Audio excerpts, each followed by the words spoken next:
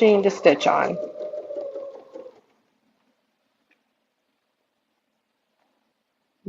There we go. Stitch to A and back down to B.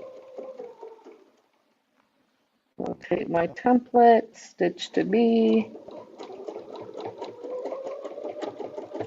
back up to A. You can try and do this template without making crosshair squares and just using the reference lines on your template with the where you've stitched. I have a really hard time with wreaths. I tend to maybe push things too hard, but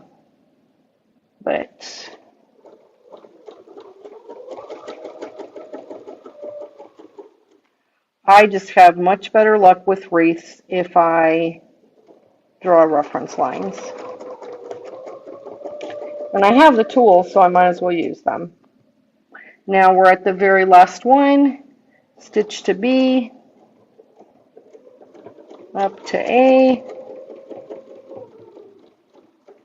and we're all set. So I'm going to pull my threads here and I'm going to bury them, get my template out of the way, cover that up so I don't hurt myself. There we go.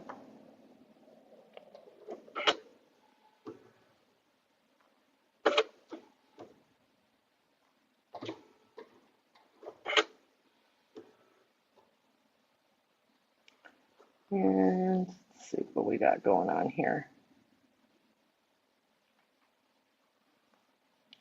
And I'm going to pull this long enough. I do want to bury these and not just snip them. Oh, there's our wreath. And we're going to take off the marks. I want to show you how easy those marks come off.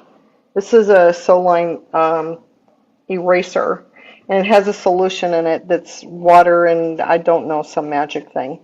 And it just,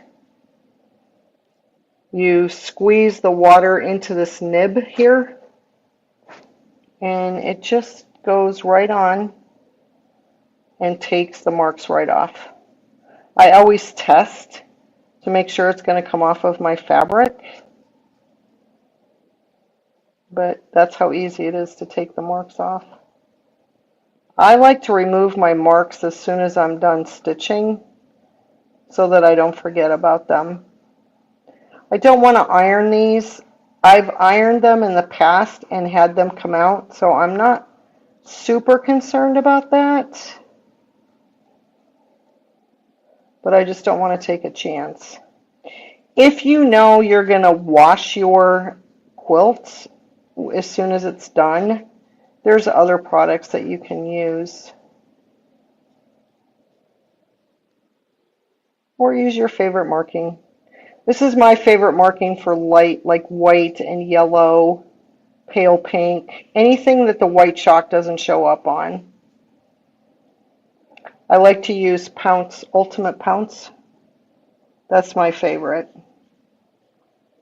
I think I need a little more. So you just squeeze it and it brings the solution down into the nib. So that's how easy it is to take the markings out.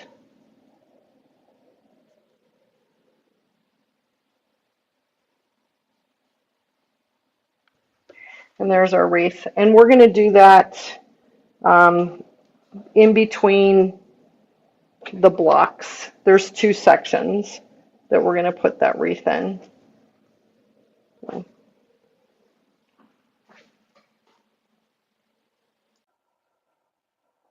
For this design, we're going to use spinning ribbon number 2. You have this shape here that you can stitch like a Spinifex and rotate around like a Spinifex, and that gives you a 5.5-inch design. You can use this pinhole here and correspond with this side of the template here with these, and you have your 8-point marking, your 12-point marking, and your 16-point markings, and that gives you a 7.5-inch design. If you use the pinhole down here and this side of this curve here with your 8 point, your 12, and your 16, you're going to get a 9.5-inch design. So the way this template works is we are going to put it on the pinhole at the 9.5.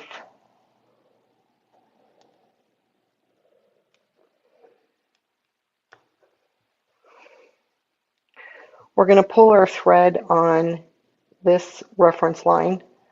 We're going to stitch to the right side of the motif, back down to the left side, and then you float a stitch or two, come down here, and land on this reference line. You can also see that the arrow there is for the 16 points. You then rotate your template. Your needle is here. You're going to stitch up and back down. Now, the reason you want to stitch on the right-hand side first instead of the left-hand side is if you stitch on the left-hand side first, you're going to come up, you're going to come down. These stitches may not meet your left and right side because you're going to come down here and then go across this way. So by stitching the right side first and then the left side, you're guaranteed that your stitches are going to cross and it's going to complete this motif. Get that one stitched. Again, you're going to end up here, rotate the template, and you're going to go all the way around until your design is complete. So let's see this template in action. This is the wreath that we did earlier. Coming directly down from the wreath, in between the two stars, is this large empty space. And this is where I've marked 16 crosshairs, but I can only do 9 of them, right? Because then down here we have, oh, you can't see. Let me back up a little bit. Down here we have no room to quilt anything because it's the edge of the quilt. So we're just going to quilt in this area here. Okay, so let's uncover the pin and we are going to start. Let's put the pin on there. And I'm using the line, the seam line between the border and the inside of the quilt as my first reference line. There's a line up here at the top. I'm lining that up on the reference line. I'm going to pull my thread right here on this seam line.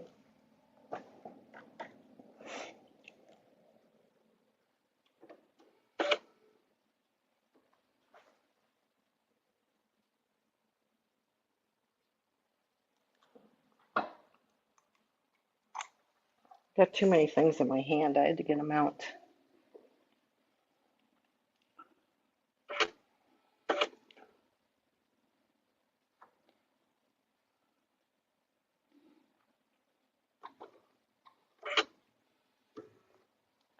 On this very first one, oops, I may have to get my tweezers, which I don't know where they went.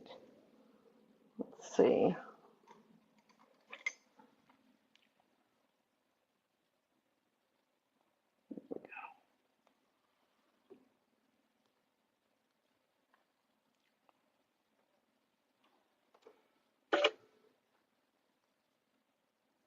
Make sure I tug on my bobbin thread.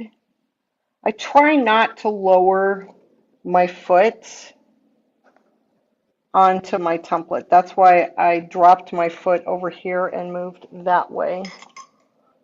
Oh, if you're interested, this is a dental instrument with a rubber tip on it. And it like grabs thread. It's really nice when you don't have, when your fingers can't get a hold of them. Again, I want to make sure everything is flat behind me. And here we go. We are going to stitch. Well, I guess I could have pulled at the point. And now I'm going to stitch back. So this part right here is going to be double stitched.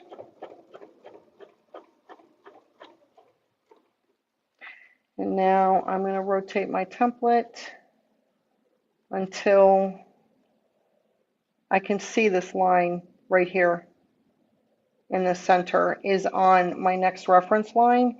And then I'm going to travel on the right hand side here. There's two sides you can travel, up here or up here. I'm going to travel on this side.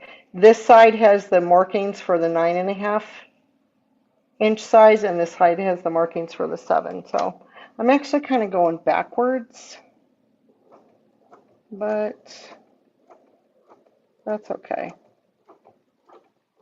There, I stitched to the blue line. And now I'm going to go up here.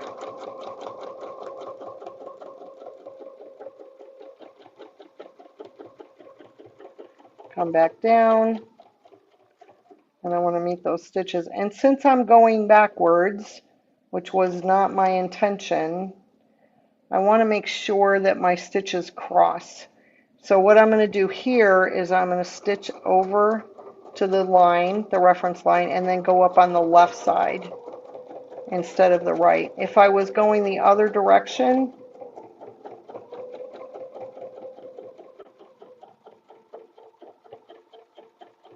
and there, now I've crossed. And by crossing, I've crossed these stitches at the bottom of the design, so there's not an opening. There we go. And now put my template on the next reference line. There's a little bit of a float there. Floating means that you're stitching without a template to guide you. Kind of winging it. And now I'm moving my template so that this line and this line up here are on the reference line. I'm going to stitch over here and then come up.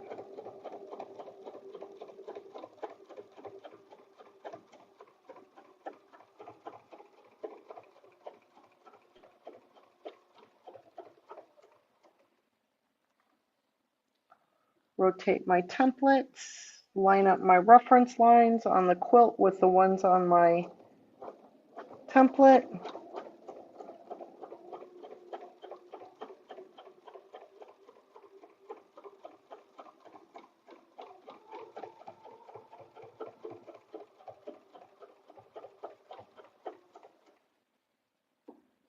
Rotate the template. We have a couple more to go.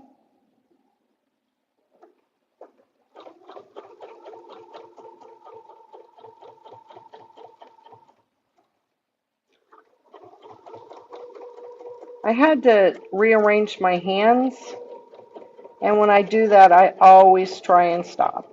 I don't ever want to move my hands while I'm quilting. I'm not that talented,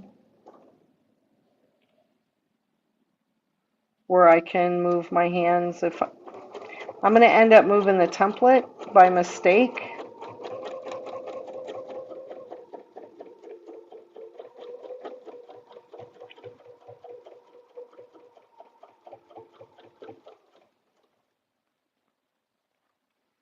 And now on this one,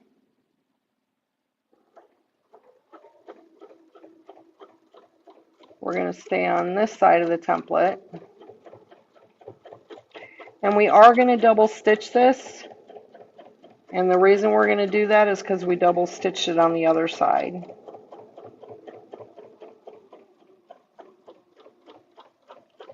And now I can lock my stitches, take this out, cover up the pin so I don't hurt myself.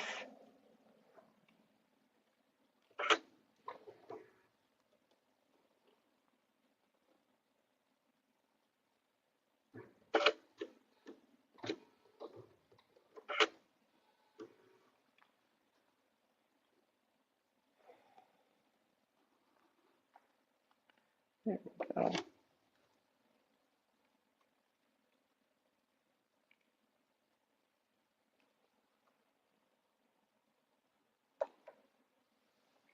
So there is that design.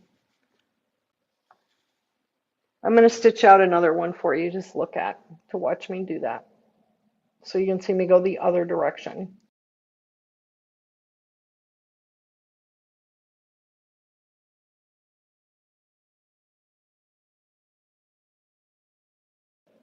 We're doing the exact same design, only this time I'm going to rotate clockwise instead of counterclockwise. And we're going to put it on the pin. Again, we're doing a 9.5-inch size, even though we're only doing half of it. And I'm going to pull the thread over here so you can see how you can do that instead of starting in the middle.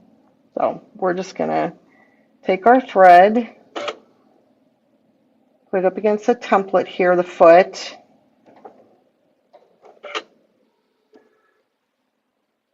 move out of the way, lower the foot,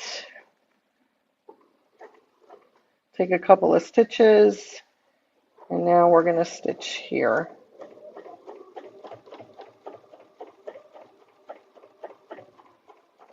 We're going to come in here, we're going to go down here, we're going to stitch into our next reference line. So I just want it, oops, I have to go like this to get that out. I just want to show you kind of up close these lines on this template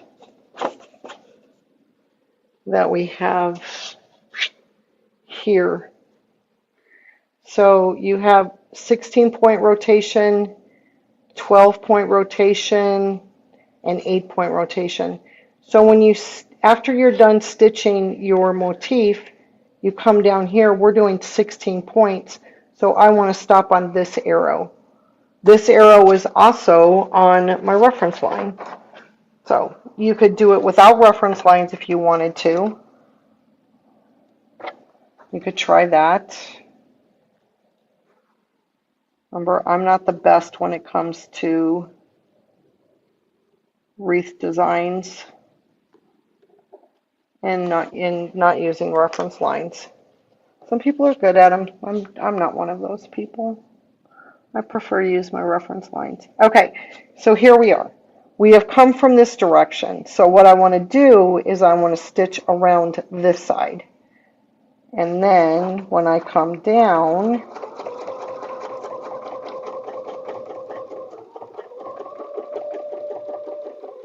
it just completes that shape.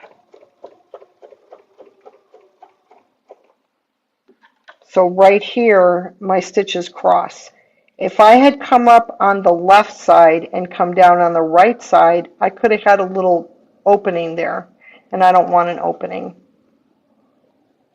So that's why I stitch the way that I do.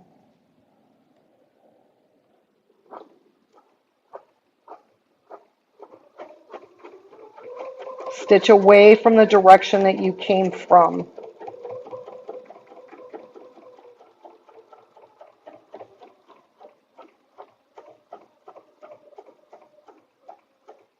There's my next reference line. I'm just double checking that I'm lined up properly. I can look down here too. I have a line that goes down here. That helps me.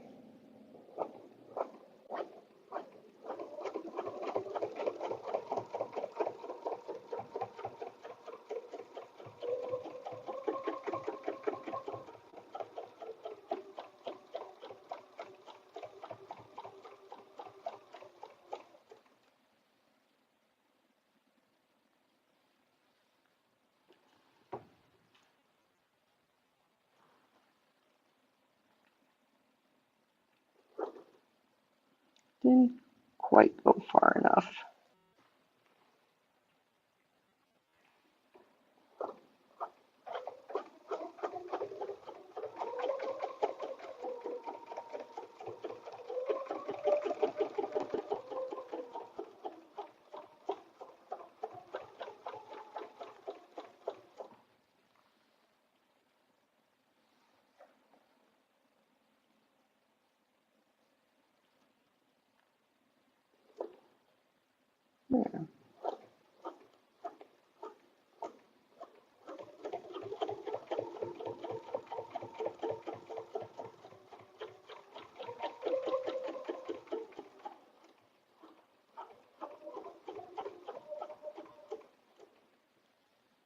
Move the template.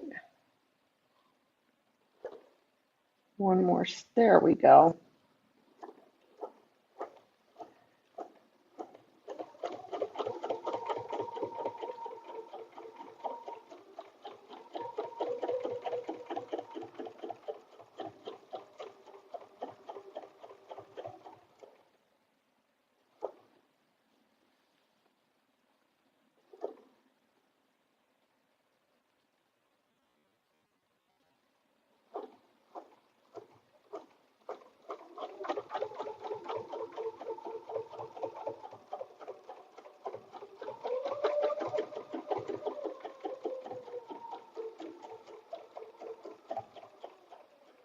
And here I'm going to stop on the seam line, and then I'm going to go on this side, and I'm going to stop when I get to the seam line. So we started on the seam line over here on the left, on the opposite side of where I'm at, and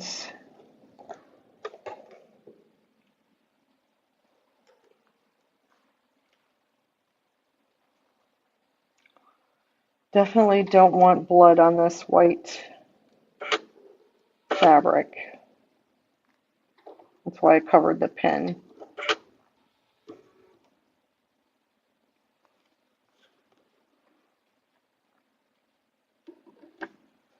There we go.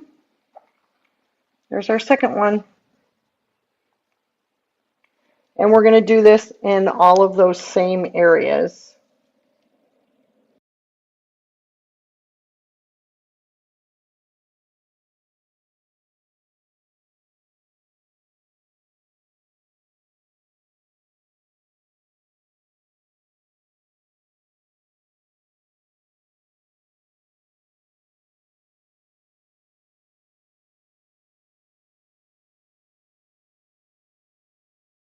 I've got this long ruler, and it has a line on it right here. I don't know, maybe you can see it against the blue fabric. There you go. I'm going to line that up on my border over here. And then I'm going to line this up with the center of this star right here. So that's going to give me a straight line. And I'm just going to mark, to begin with, right along here. That's the center of my design. And I'm going to do the same thing on the opposite side so that I can get center. I don't need a large mark over here, just a little tick mark. And there, that looks like center.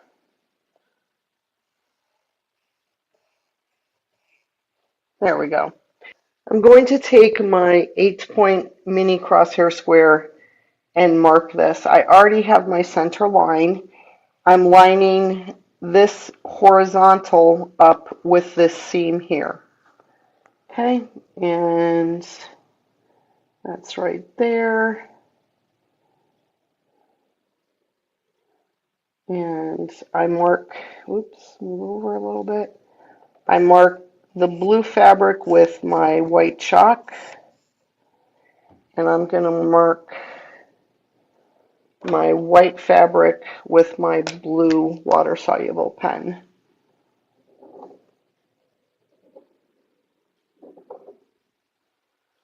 And then rotate the template, put the reference lines on the crosshair square on the lines that you've marked,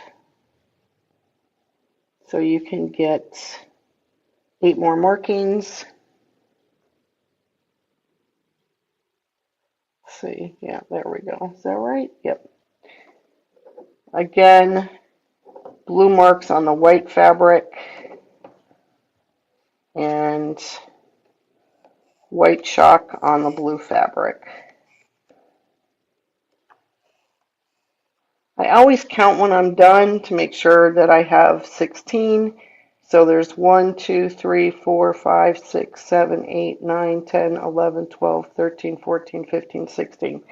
So this is for a wreath on the straightaway. Okay, I'm going to do that in a couple of places. And then I'm going to do this here and then across on the other side. And then down at the ends of our runner here, we have this odd shape.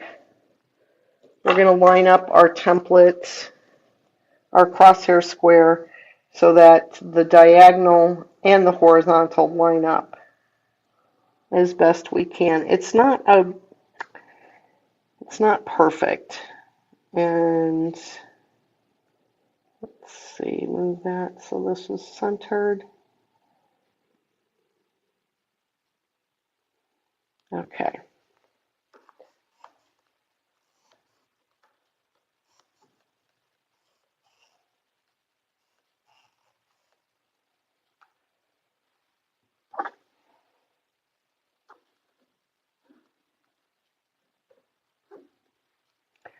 And then turn it again so that everything is lined up.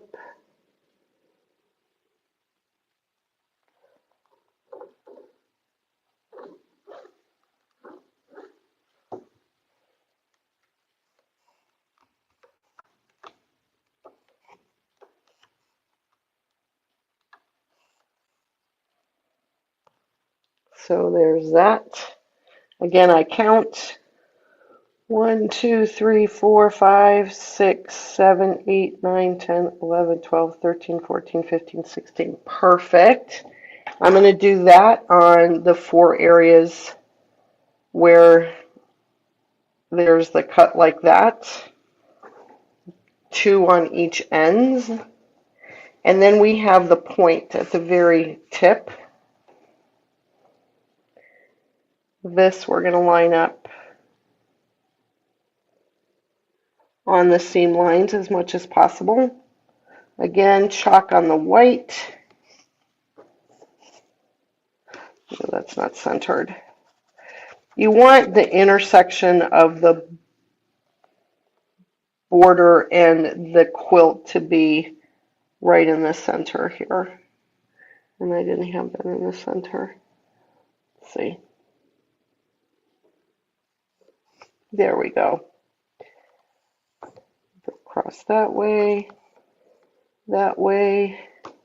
get out the blue pen, go here, I only need 1 there, rotate the template,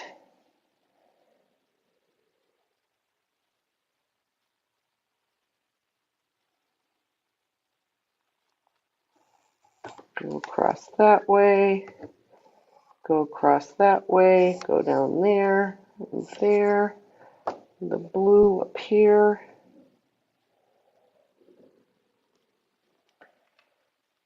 One, 2, 3, 4, 5, 6, 7, 8, 9, 10, 11, 12, 13, 14, 15, 16. The reason I count is because there are times where I've made a mistake and I've only done 15 lines, and then you're stuck when you're trying to do this. So now we're going to put the pin in, and we're going to make the 3.5-inch wreath. So we did this wreath in the center, so it's the same thing. Get the pin in.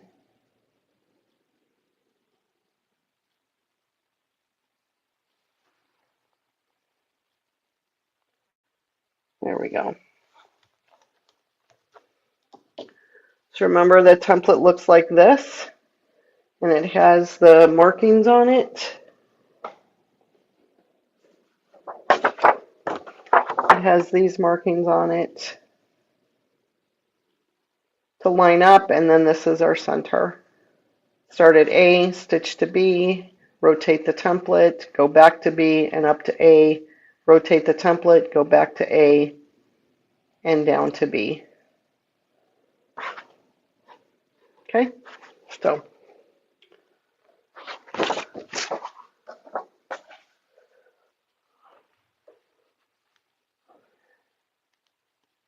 remember to use the pinhole that's the closest.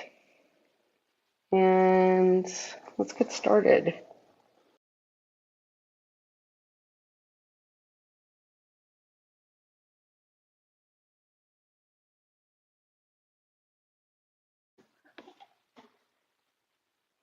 I am going to quilt some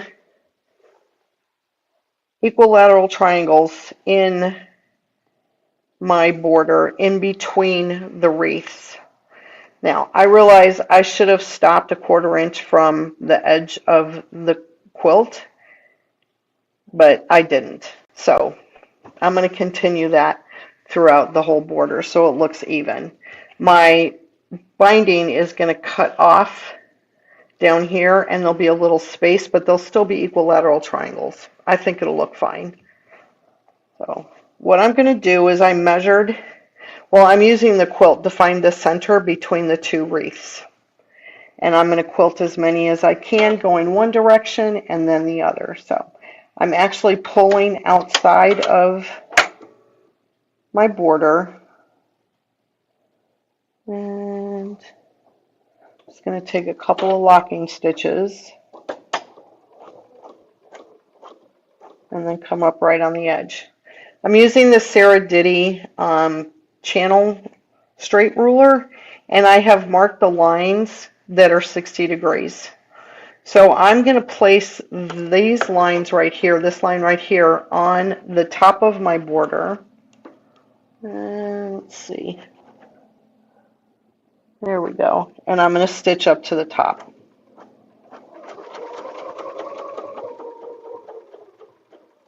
So you can see how this ruler is aligned, like that.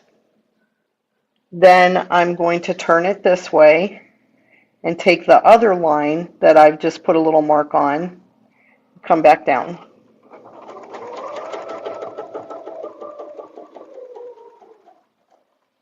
You could draw this out if you wanted to. I just thought this was really easy.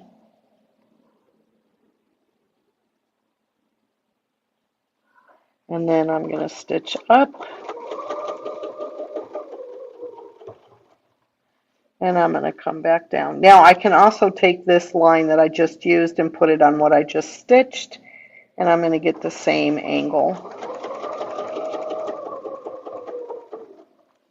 And now I don't have anywhere else to go or I'm going to run into the wreath. If it's a short enough distance, I'm just going to travel out here. Again, that's not going to work, so I have to put it on this line. Going to my left, up on the top of the border, stitch up.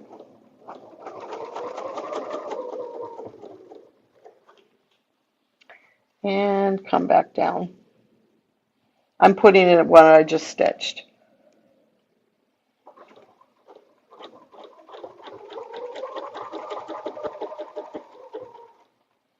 And I have room for one more.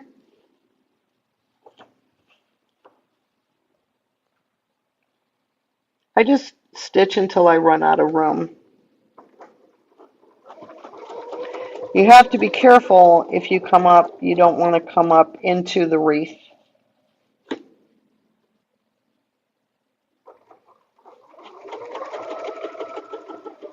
And then I'm going to just come out here and lock it and cut my stitches with my machine because that's all going to be cut off. Okay, let's move and do the next section. Now here, in between these 2 wreaths,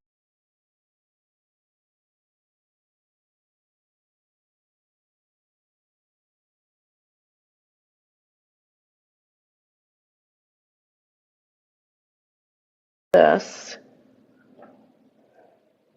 and make a little mark down here, and that's my center.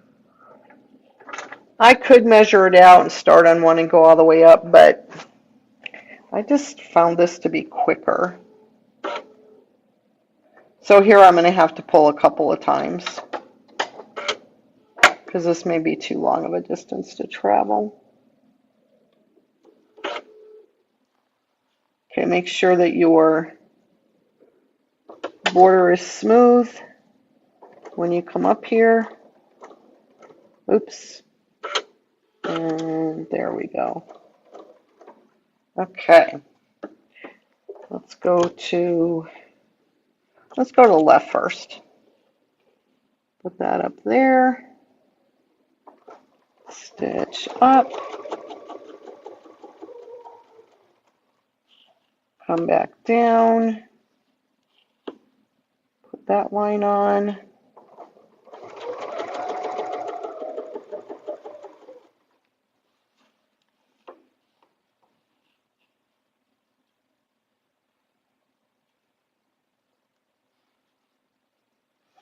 I can tell by looking here where my next one's going to end up, so it's going to be perfect. Let's just hope this holds for the entire border. That would be really nice.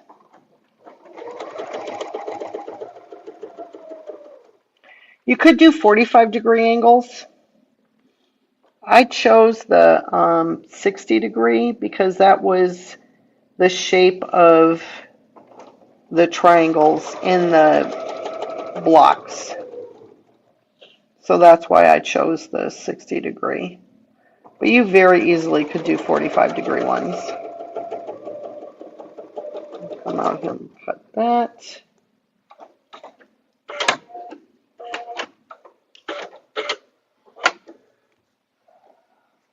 You could have traveled along here too if you wanted. I don't know, 3 just seemed a little excessive to me, so that's why I didn't do that. And I'm just going to continue this on the entire border.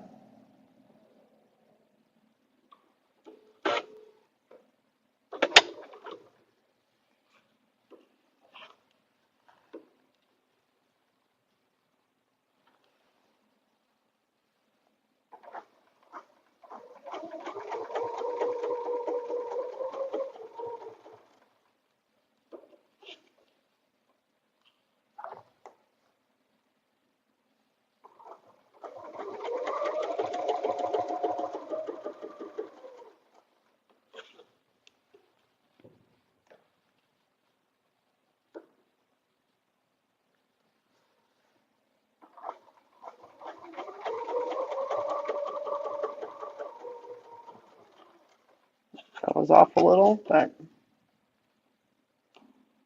was fine.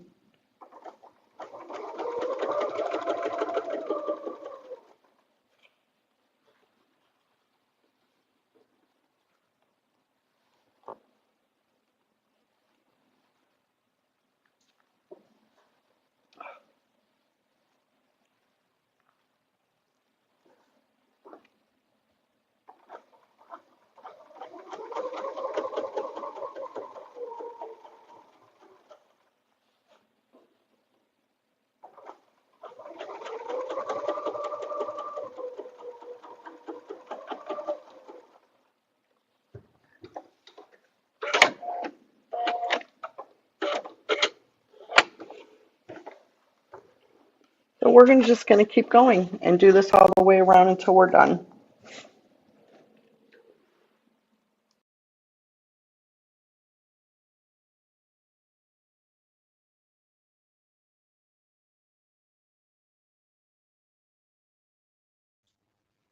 All right. Well, thank you all so much for joining today.